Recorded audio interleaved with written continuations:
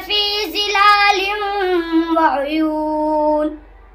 وفواكه مما يشتهون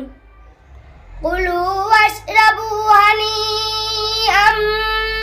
بما كنتم تعملون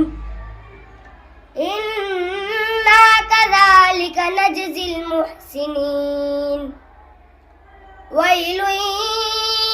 يومئذ للمكذبين كلوا وتمتعوا قليلا إنكم مجرمون ويل يومئذ للمكذبين وإذا قيل لهم اركعوا لا يركعون ويل يومئذ للمكذبين فبأي حديث